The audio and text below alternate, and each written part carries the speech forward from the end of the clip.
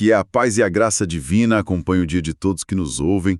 É muito bom ter a companhia de cada um de quem está do outro lado para mais um mergulho profundo nas nossas fontes. Com certeza.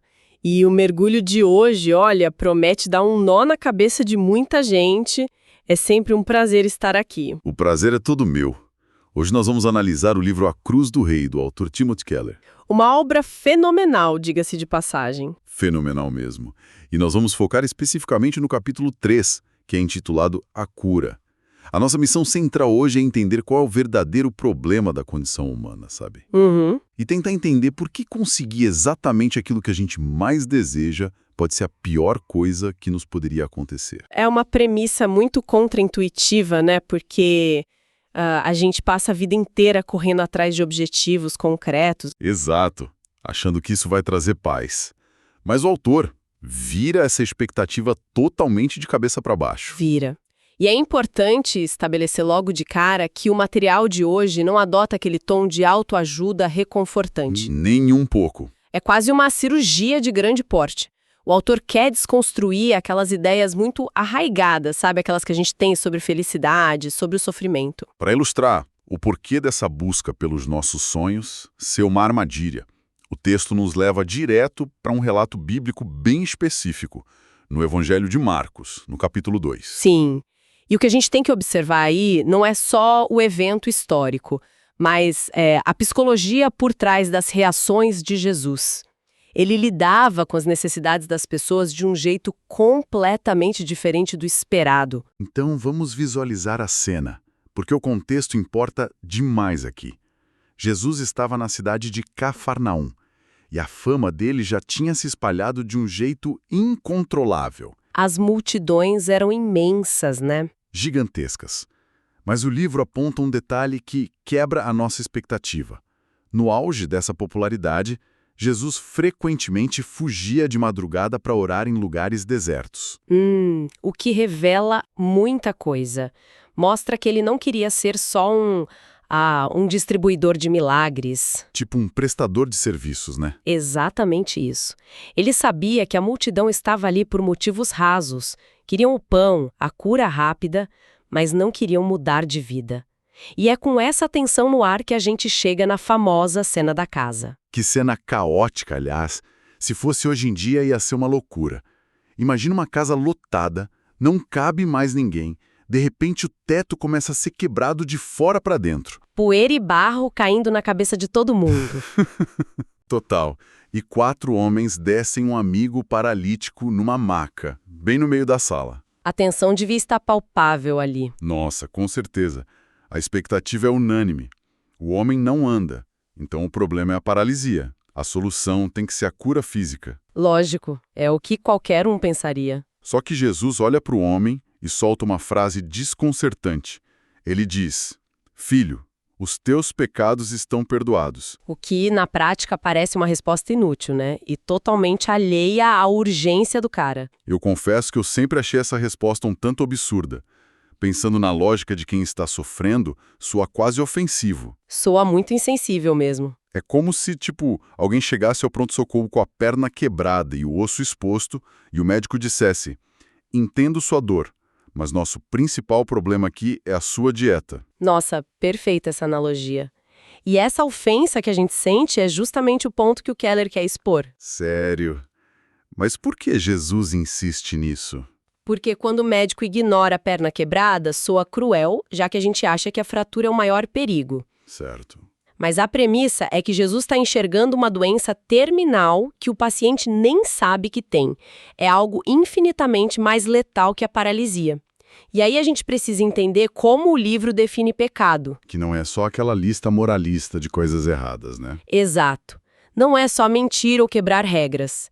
É a atitude profunda de ignorar a Deus no mundo que Ele mesmo criou, é decidir viver nos próprios termos. Ah, entendi. É como construir uma casa no terreno de outra pessoa e agir como se o dono legítimo não existisse, ditando todas as regras ali dentro. Sim, brilhante.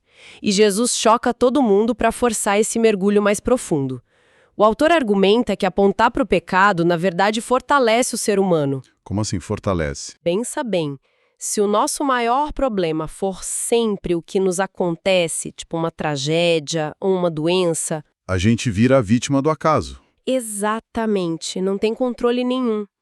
Mas se o problema for o nosso pecado, o nosso orgulho, aí a gente recupera a agência. A gente não controla as circunstâncias, mas pode controlar quem a gente se torna no meio delas. Nossa, faz muito sentido. Curar só o corpo seria uma solução com prazo de validade. Uhum. Porque as raízes do descontentamento são profundas demais para serem curadas só com pernas novas. Caramba! E isso nos leva a uma constatação até meio assustadora. Porque se resolver o problema físico não traz paz, o que acontece quando a gente consegue tudo que sempre sonhou? Ah, essa é a parte que dói. Pois é. O autor traz uma citação da Cynthia Heimel, que acompanhou de perto várias celebridades em Nova York, na época em que eram desconhecidos, trabalhando em subempregos. Achando que a fama ia ser a cura mágica para tudo. Isso, a narrativa mental era: no dia em que eu fizer sucesso, toda essa dor vai sumir. Só que o desfecho é bem sombrio, né? Muito. A Heimel relata que quando a fama e o dinheiro chegaram, essas pessoas ficaram instáveis, iradas e insuportáveis. Ficaram mais infelizes do que quando serviam mesas.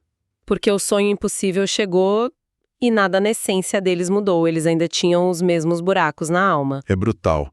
E aí vem a frase mais impactante dela. Ela diz: quando Deus quer fazer uma brincadeira de mau gosto com a gente, Ele realiza o sonho que mais acalentamos. Pesado, Noel. E o autor usa isso para explicar a recusa de Jesus em curar o paralítico de primeira. Ele se recusa a fazer essa brincadeira de mau gosto. Exato. Ele não quer entregar a cura física só para o cara descobrir anos depois que andar não curava a alma dele. Mas, olha, eu preciso fazer um questionamento aqui que eu acho que muita gente ouvindo deve estar pensando.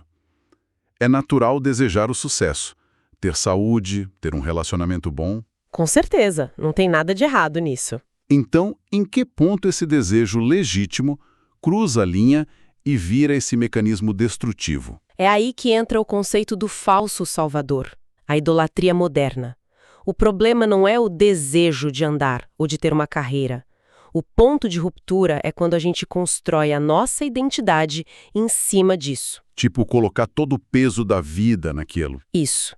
Quando você diz no íntimo, se eu não tiver essa carreira, eu não sou ninguém.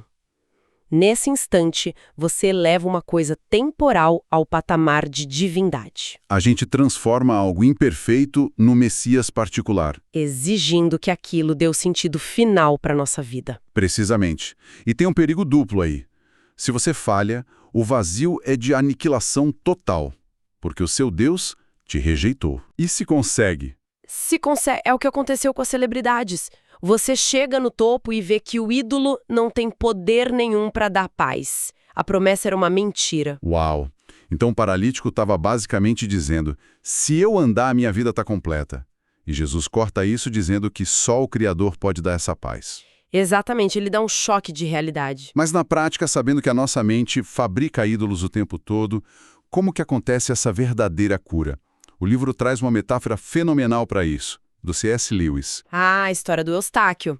Uma das melhores ilustrações sobre o quanto a mudança interna dói. Para quem não lembra, em A Viagem do Peregrino da Alvorada, o Eustáquio é um garoto muito egoísta. Ele acha um tesouro, dorme pensando no ouro e acorda transformado num dragão horroroso. A ganância dele tomou forma física, né? Isso. E aí ele encontra o leão Aslan, que representa Cristo. Aslan diz que ele precisa se despir para entrar na água e ser curado. Só que se despir, no caso, era arrancar a própria pele de dragão. E olha que doideira, ele tenta fazer sozinho. Ele usa as garras para arrancar as escamas, tira uma camada inteira, só para descobrir que tem outra igual por baixo. É o puro suor e esforço humano falhando. Sim, e é aí que o Aslan avisa que ele não consegue ir fundo o suficiente. O próprio Aslan usa as garras dele para fazer um rasgo profundo no peito do Eustáquio. A dor é terrível, mas só assim a pele sai. Essa passagem é o coração do argumento do autor sobre a nossa autossuficiência. E trazendo para os dias de hoje, nós adoramos a autoajuda, né? Que é basicamente o Eustáquio tentando arrancar a própria pele. É confortável porque a gente está no controle. A gente adora ser o arquiteto da própria moralidade. Mas por que a cura real exige abandonar esse controle e deixar as garras do Salvador chegarem na essência do coração? Porque tentar consertar o ego usando as ferramentas do próprio ego é um sistema fechado. A gente só troca uma camada de pele por outra. Você larga um vício, mas vira um orgulhoso moralista. Ah, entendi. A raiz rebelde ainda está lá. Exato. A cura de Jesus dói porque os nossos falsos salvadores estão entrelaçados no nosso coração. Quando Aslan rasga o peito, ele está arrancando algo que o garoto amava. Renunciar ao controle é agonizante. É declarar falência total. Sim, é uma dor cirúrgica. É tirar o falso Deus do centro para o Criador ocupar o lugar. Mas isso levanta um ponto crucial. Para fazer um corte tão profundo, para arrancar uma idolatria, a pessoa com o bisturi precisa ter muita autoridade. O que nos leva de volta para Cafarnaum, com os líderes religiosos indignados. A reação dos escribas é reveladora. Quando Jesus fala de perdoar pecados, a mente deles entra em curto-circuito. Eles pensam, quem pode perdoar pecados senão Deus? Eles acham que é pura blasfêmia. E o autor diz que, teologicamente, os escribas estavam cobertos de razão. Cobertos de razão. A gente sempre aprende que eles eram só os vilões invejosos, né? Sim, mas a lógica deles era impecável nesse caso. O livro explica isso com uma analogia que eu achei fantástica. A analogia do soco. Imagina 3 pessoas. O agressor dá um soco no rosto da vítima. Aí o observador, que não sofreu nada, vira e fala: tudo bem, eu perdoo você por ter batido nele. A vítima ia surtar, né? Claro, ela diria, o soco foi na minha cara. Só eu posso perdoar. Como que o autor traduz isso para a fala de Jesus? É fenomenal. O princípio é que só o ofendido pode perdoar. Então, quando Jesus olha para o paralítico e diz, eu perdoo os teus pecados. Ele está assumindo o lugar de quem tomou o soco. Exatamente. Ele está dizendo que os pecados daquele homem foram cometidos contra ele. Ele assume a posição do próprio Deus. É uma alegação gigantesca. Caramba! Ele não está sendo um terapeuta ali, ele está se declarando o criador do universo. Por isso as escribas acham que é blasfêmia. Ou ele é Deus ou é louco. E a tensão só aumenta. Jesus lança a famosa pergunta. O que é mais fácil dizer? Os teus pecados estão perdoados? Ou levanta-te e anda? O comentário bíblico Anchor diz que essa é uma pergunta muito difícil. E é mesmo. Na primeira camada, pragmática, é muito mais fácil dizer que os pecados estão perdoados. Porque é invisível, né? Ninguém pode checar. Exato. Dizer para andar tem o risco de o cara continuar ali parado. Então, Jesus cura fisicamente para provar a autoridade espiritual. Mas a gente precisa ir para a segunda camada dessa pergunta. E para entender o custo dessa segunda camada, a analogia financeira ajuda muito. Dizer que uma dívida milionária está perdoada é só usar a voz. As cordas vocais. Mas na realidade o dinheiro não evapora. Se a dívida sumiu para quem deve, o credor absorveu o prejuízo. Alguém sempre paga a conta do perdão. Perfeito. O perdão que Jesus oferece nunca foi só uma amnésia divina. É a absorção de um custo imensurável. Fazer o milagre da perna era só mostrar poder. Mas perdoar as raízes do pecado exigia arcar com o prejuízo moral do mundo inteiro. Requer um salvador, não só um milagreiro. Quando Jesus falou de perdão, ele sabia como a conta ia ser paga. E o custo seria pago com a vida dele. Exatamente. A sombra da cruz já escurece aquele quarto em Marcos 2. Porque ele sabia que se declarar Deus ia ofender as autoridades até o ponto de não retorno. Sim, foi um passo deliberado rumo à própria execução. Ele fez o primeiro pagamento ali mesmo. Nossa, isso amarra brilhantemente a grande tese de hoje. O livro mostra que Jesus não é um gênio da lâmpada esperando para conceder desejos. Longe disso. Por trás de toda a nossa busca louca por sucesso ou saúde, o que existe mesmo é uma fome espiritual pela pessoa de Jesus. E ele sabia que para saciar essa fome e nos salvar, ele teria que tomar o caminho mais doloroso, a cruz. Ele se recusa a fazer a brincadeira de mau gosto com a gente. E que bom que ele se recusa. É uma imersão muito desafiadora. E para fechar, queremos deixar um pensamento provocativo para quem nos ouve refletir. uma reflexão necessária. Pense no seu maior sonho hoje, aquele que você acha que vai resolver a sua vida. Imagine que ele se realize amanhã perfeitamente. Será que em poucos meses você não descobriria que era só mais uma pele de dragão? Qual falso salvador precisa ser abandonado hoje para que a cura real aconteça? Fica o convite para romper esse ciclo de idolatria. Um passo doloroso, mas vital. E para quem curtiu essa análise, temos uma ótima notícia. Teremos um novo episódio desse mesmo livro em breve. Tem muita coisa boa ainda nessas páginas. Com certeza, aguardamos todos. Muito obrigado a quem nos acompanhou até aqui. Que Deus abençoe todos os ouvintes. Até a próxima.